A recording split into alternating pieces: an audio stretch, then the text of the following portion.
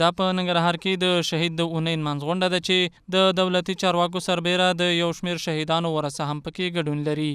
په دې ولایت کې 18,000 ثبت او راجستر د شهیدانو کورنۍ شتون لري.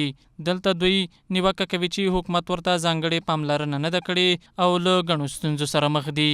دوی زیاتوي چې افغان حکومت ورسره تشې ژمنې کوي او په عملي توګه یې د مرستې کوم څرک نه لیدل کېږي. اته دانې ماشومان راپاتې دي، پلار یې شهید ده، سرپرست نه لرو د کور.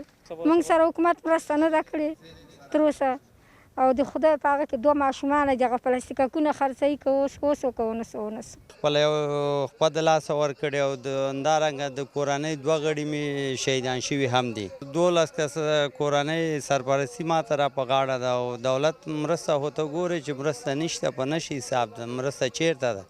والا که بېګا د ډوډۍ روپۍ چې موږ ډوډۍ خوړلې بچیان په نهاري دسو داسې اثر یو زمي دسو دغه ورځ په موږ راغلې الله راوستې ده او دا د موږ حکومت ده. والا که چا د موږ پوښتنه تشه کړي.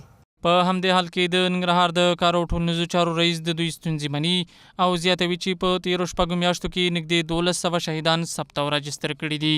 زه منم چې ستونزې مشکلات به وي، ولې زموږ محدود امکاناتو په پرتله الحمدلله زه راضي یم.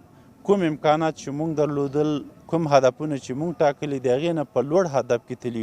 دغه شپږو میاشتو کې تقریبا نږدې 1100 شهدا ورثه زموږ سره نوي ثبت او رجستر شوي.